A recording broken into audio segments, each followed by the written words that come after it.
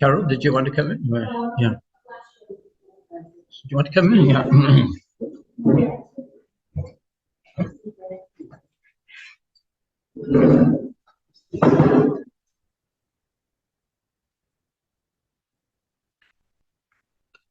Hi everyone, I'm going to do a brief report on Newham Socialist Labour. If you haven't read On the Brink, I advise that you read it, and it gives quite a lot of background to what's happened in Newham. So basically with Newham Socialist Labour, we're a small group. We're a small group and we meet fortnightly.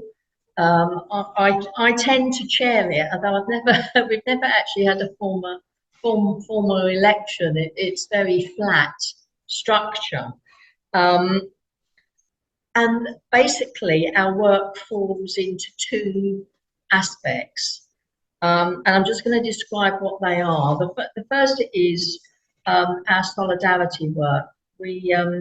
We say solidarity, not charity, but we're absolutely orientated and rooted in the working class. And when our people are hungry, when our kids haven't got a school uniform, we are the people that our class turn to. So some of the things that we do is we run a food bank every Saturday. That's Conrad Mahmood does that, and feeding about 400 people, sometimes more than that. That's every single Saturday, which is quite remarkable. And we also run a school uniform swap shop, and in the winter we give families in need, if their kids need clothing or they need shoes, boots, we provide it. So we're all in trade unions, we're all active in their trade unions, and we are involved very heavily in local grassroots campaigning. So we don't sort of tend to set up our own campaigns. We work alongside others who've got campaigns already and try and engage with that, participate in that, enlarge on that, and give a real political perspective to it. So I'll just describe one of the political campaigns that we're involved in at the moment, and one of the ones that we had a lot of success in the past. The campaign that we're involved in at the moment is the Right to Food campaign. That's a national campaign, and it was, I think, implemented initially from Ian Byrne, who's an MP up in Liverpool area, and I think came from his work with the Liverpool Football Club. So when people were going into the ground to watch a match, they would, give a tin of food or whatever to, and that food was then distributed. So from that came the Right to Food campaign. Now in Newham, we've got something called Queen's Market. We used to have a lot of East End markets. Our markets have been decimated, but there is one beautiful market near the West Ham football ground called Queen's Market. It's been going for about 50 odd years, and it's cheap food from a whole different variety of cultures, and so people come from all over East London and Essex to go to the market. And it's absolutely thriving, but the council have let it go to rack and ruin, and you can guess why. They say they're going to refurbish it and redevelop it, but they most probably do what they've done before in previous markets, which is say they're going to redevelop it, reduce 50 stalls to about 4, and put up housing there, posh coffee shops, and the housing, maybe out of 50 flats, 2 or 3 of them will be for social rents. Everyone else will be private. That's what's happened to our markets in East London. And so there's been quite a big and long-standing campaign, and we link with them. And we've got a rally at the market in a couple of weekends' time, and we've got a public meeting. And for that campaign, we've worked with the Trades Council, we've worked with Councillor Mahmood and his food bank group, the Queen's Market campaign itself. We've worked with Tusk, East London Unite, the National Education Union, the Socialist Party and ourselves. So that's just really a taster of the way that we're operating. We've had big success in the past in fighting academisation in schools. We've won huge gains there, and I think that's where we began. That's where we really started. So what are the tasks ahead of us? Well, we've got to consolidate the people that we're working with now, and we've got to grow.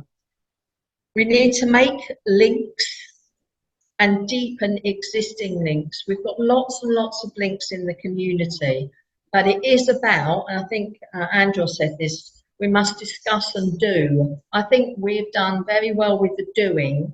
We need to work harder on the political education side of it.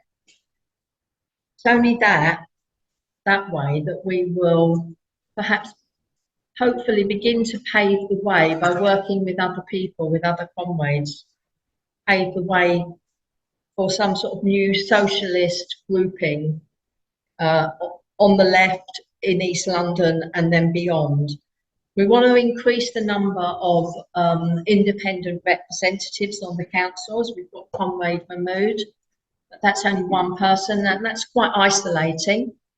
So we need to increase the representation of ordinary socialists on the council to really act as a critical group that will show a different way forward. So we've got a huge amount to do. It looks like a mountain to climb, but we know that things can happen, change and develop very quickly. Thank you.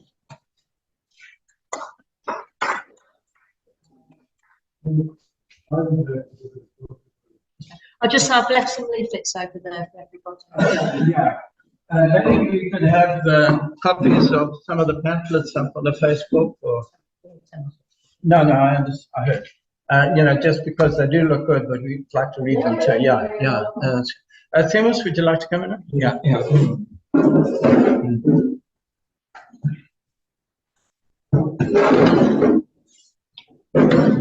First of all, I must warn you that probably my organization falls well outside the limits presented by Patrick and Andros. We are having a more relaxed approach to what's going on. We don't think we can have general formula of who to work with and who not to work with. We have specific situations which need to have specific attention. In our approach in Cyprus, we are trying to get all the left organizations together in any form we can. It doesn't mean that we shall become one organization that we all can have common actions with all of them all the time. But we need to speak to each other. So we are trying to work, we're running a conference for some years now, in which most of the Cypriot organizations, all the main parties and all the small organizations, sectarian, reformist or not, have the right to speak. It doesn't have the ambition to bring them together and bind them together, but there is to create the opportunity for people to talk and find who they agree with and how to have joint actions and express their ideas. We are succeeding up to now to have people listen. We also, in this, one example is this, in recent weeks, there have been two mini pogroms against the Syrians, refugees, migrants, and asylum seekers, which provoked a lot of worry and anger.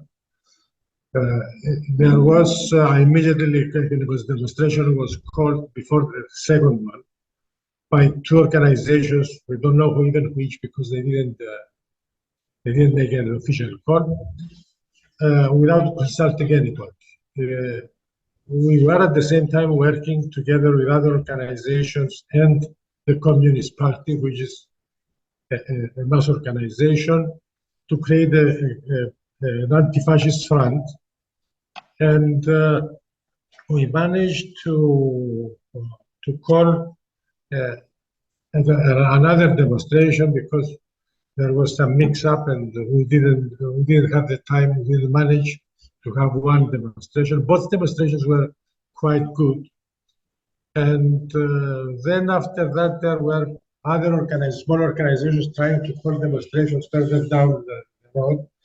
But AKEL, the Communist Party, and the organizations it was working with were already organizing this front, and we hope that an anti-fascist front will be built with as many organizations of the left as possible. The third thing I want to say is that the elections for us was never the main issue. Whether we fight the elections on the basis of specific situations and how far we can go with our program, and how far our program can reach public debate and discussion among the working class. I think we are managing, although being a small organization, to bring this many of these ideas to the attention of a lot of workers, especially the workers of the Communist Party, which is now very uncertain of what to do, what sort of politics to follow. There are different ideas coming from the workers of the Communist Party, and we are managing to put down our ideas and our cause. So I would say that the main thing is not whether we cooperate with some reformist party or with some party which wants to cooperate in an attempt to get into a government with some parts of the